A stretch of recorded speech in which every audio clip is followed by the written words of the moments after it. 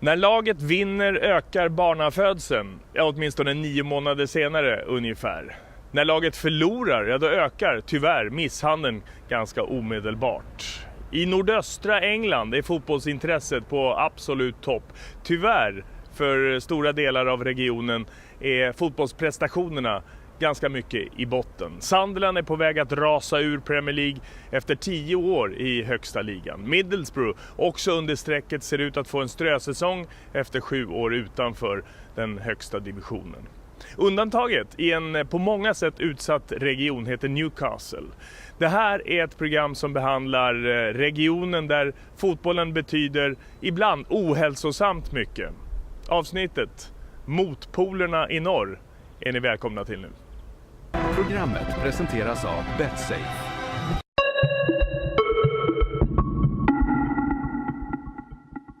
Teesside och Tyneside, det är där vi rör oss i det här avsnittet. Följ med nu till det som ofta är den statistiska botten av livet i England. Så är det faktiskt. Och även till jumboplatserna i Premier League när det gäller fotbollen. Men också till det nytända hoppet i norr och toppen av the Championship. Newcastle, Middlesbrough och Sunderland. Följ med till 3 städer med hysteriskt stort fotbollsintresse där resultaten och vardagslivet går hand i hand. Vi börjar den här nordliga resan sist i kön hos Sunderland där David Moyes som 6:e manager på 4 år är på väg att rasa ur Premier League. Sebastian Larsson kan komma att avsluta sin Englands karriär som jumbo. Efter 10 raka säsonger runt 15, 16, 17 plats är läget nu hopplöst ut för klubben. Även om fansen som vanligt tror på och brukar få en sista minuten räddning. Så låter det varje år. So what do you think about this season? Will you make it this year as well? Definitely, yeah. I just think we will. We've got everything we need, so... What do you think of this part of the season? We'll see what happens, take every game as it comes, but... just looking positive, really. Like, can't do much more than that, can you, really? No, it's not looking great, that run. 5 mil söderut på kartan, vi tar oss dit. Snäppet längre norrut i tabellen, lite bättre alltså, ligger Middlesbrough ändå under strecket. Där, i Middlesbrough, njuter de av grannstadens olycka. Rivaliteten är förvisso störst mellan Sunderland och Newcastle, men den är tydlig också kring Riverside Stadium. It's a very big rivalry, really is. Passionate fans. Like you say, football is big in the northeast, and obviously the rivalry is just as big, really is. The first fixtures you're looking at is your derbies, your Newcastles, your Sunderlands. That's what you look at first. Middlesbrough's place has always been sort of the poor relation, if you like. We sort of always looked as the runt of the litter. Because Newcastle, like for argument's sake, 60,000 fans can fit in St James's. 50,000 fit in Sunderland, and we get our maximum's 34,000, and most of the time we struggle to fill that because of A, prices, and B, unemployment rates. So I think Middlesbrough sort of like the runt of the litter, if you can understand what I mean. Yeah. But we try to. We're like the little boy trying to keep up with the big lads in a running race, if you like. The rivalry between Sunderland and Newcastle is very famous. It's very aggressive. Sunderland and Newcastle just look down on us a little bit and say we don't matter so much. So the rivalry between us and Sunderland, there is some rivalry, but it's not as much as against Newcastle. I expect, unfortunately, Sunderland will go down as well. I think we may get relegated this season. It's somebody to hold our hand on the way down, yeah? And it's a derby next season. Olyckan hos de andra, ja, det är väl ungefär det som finns att glädja sig åt i Middlesbrough den här säsongen. När det gäller fotbollen alltså. Inför veckoomgången har Borough 12 raka matcher utan vinst i ligan. Laget har bara gjort 3 mål 2017 och managern Aitor Karanka, som ledde ett spelande lag till högsta divisionen, har sparkats. Middlesbrough har sin egen fotbollskris, så är det bara. Som om det inte räckte med de vanliga vardagsbördorna. Staden är konstant utskälld och i botten av alla tänkbara mätningar och social statistik. Hög arbetslöshet i en omodern industristad. Över snittet när det gäller droger, rökning, alkoholkonsumtion och våld. Och siffrorna är faktiskt ofta kopplade direkt till fotbollsresultaten. If the teams win, the whole, everybody sort of seems to be a lot happier, and work output seems to increase. People do seem to be, a smile on the face, and I think in the North East, football is very, very important to a lot of people. If your team gets beat, I mean, you take last season when Newcastle got relegated, there was just an air of despondency, like in the town, and now they're winning again. You can feel, especially on the night time, like it's vibrant and it's a lot better. There's not much money up here, so consequently what money they spend goes into the game, so they want success. And as you can see, where the success, last year we had the large crowds of fans going on with us. This year the Geordies have got it, and good luck, and I hope they come up. It's an industrial town, and we've been blighted over the years by loss of the steel works, loss of the chemical works, but the council are starting to build the infrastructure up, and a couple of hotels are coming, and the area's starting to get a lot better. And as long as the government still keeps investing money in the area and attracting jobs, I think we'll get through. Gråa, trista Middlesbrough, ja, så heter det i beskrivningen. Om vi ska vara riktigt ärliga, det krävs inte jättemycket för att åtminstone försöka ställa till ett party i den här staden.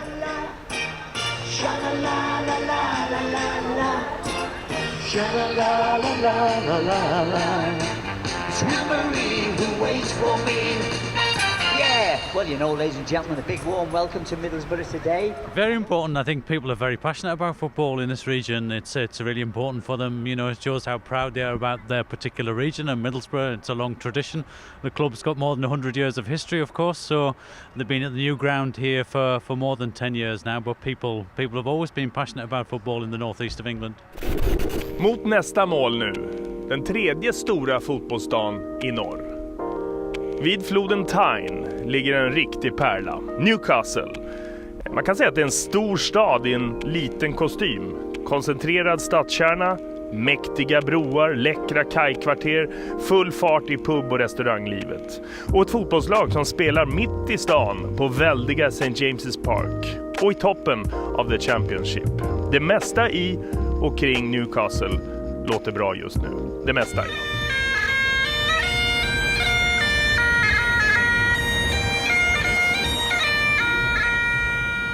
Det är bara en kort promenad från City upp till St. James's Park, där Newcastle United har fullt hus i stort sett jämt. Drygt 50 000 åskådare i snitt den här säsongen, trots spel i andra divisionen.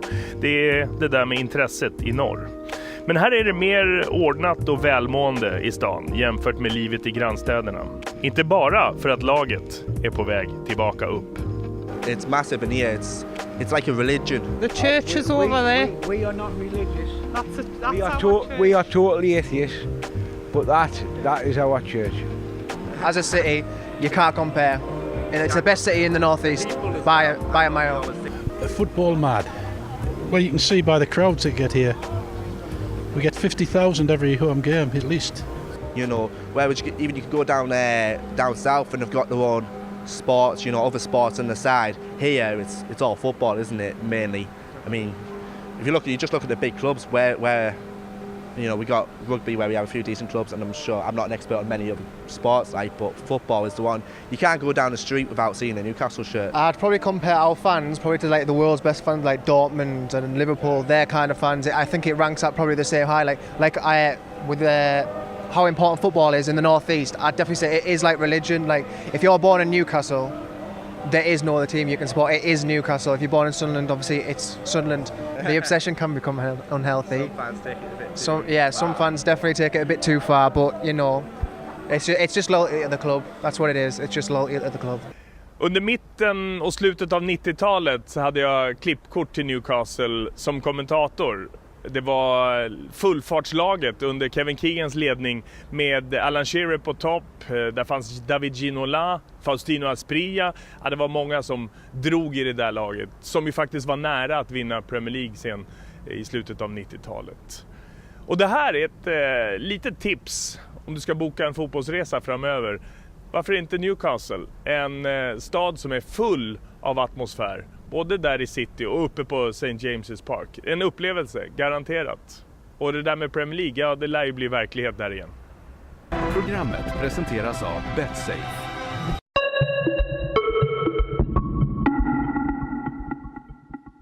Det här är ännu ett småprogram från Storbritannien. Den här veckan, det här avsnittet on tour bland motpolerna i norr. Det är bara 2 mil mellan de allra värsta fienderna, både som städer och fotbollslag, mellan Newcastle och Sunderland. Under de närmaste veckorna och matcherna tyder allt på att de byter plats med varandra. Dubbel lycka och olycka på samma gång. Det beror på vem man snackar med såklart. That would be brilliant. If it happens this season, that would be brilliant. Because we took a lot of flack from Sunderland last year when we went down, and they've only just stopped in for the last 3 or 4 years by the skin of their teeth. But this year it looks as though they're going down and we're going up, and that would be brilliant.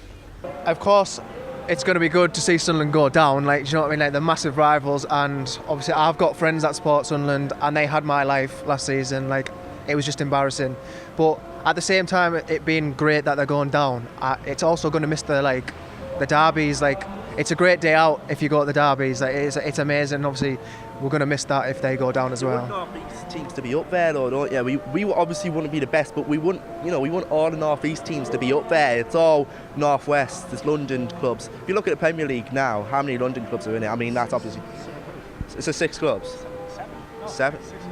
That just answers it, doesn't it? I mean, and North East clubs, there's none in the top 10, none in the top 15.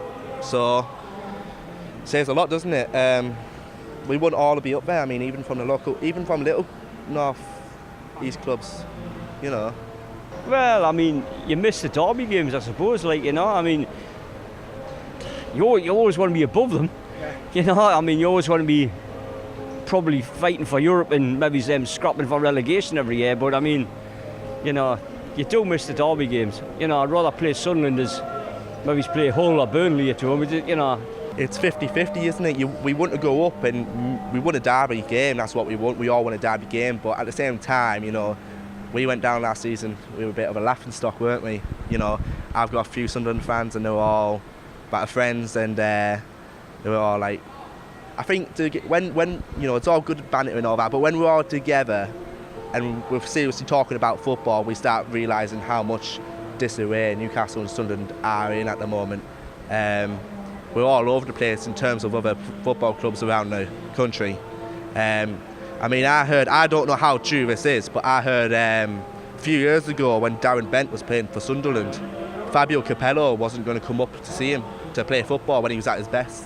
And that was because he was up in the North East and he couldn't be bothered to go up and watch us. That's what I've heard. I don't know how true that is, but it wouldn't make me surprised at all because we're a bit cut off from everybody else, you see. And I think that's it. That maybe has an effect on how players come to us as well. We don't have any problem with any other team but Sunderland. Förra svängen i högsta serien blev 6 säsonger lång, men det var en period kantad av kontroverser. Ägaren Mike Ashley, en rufflare från London enligt många i stan. Kommer man från huvudstaden så börjar man inte på plus där uppe, om man säger så. Ashley har varit ovälkommen och klumpig i många delar sedan han köpte klubben för 10 år sedan. Det var öppet ordkrig de senaste säsongerna mellan de lokala medierna som granskade och kritiserade och klubben som svarade med att stänga dörren till presskonferenserna. Fansen var vansinniga på namnbytet av arenan och fick det tillbaka. Och laget blev en samling spillror från fjärran, utan känsla, utan förankring för det lokala, det som alltid har varit viktigt för Newcastle United. Nu är det på något sätt i alla fall mer stadga kring Rafael Benites Premier League-bygge, men som väl är ungefär lika internationell och ihopvärvad som vilket topplag som helst till nästa säsong i högsta serien. Vi kan nog räkna med ökad beläggning på förlossningarna i den här stan om sådär 9 månader. I Sunderland och Middlesbrough går det snarare åt mer plåster. För precis så är livet bland motpolerna i norr. Programmet presenteras av Betsafe.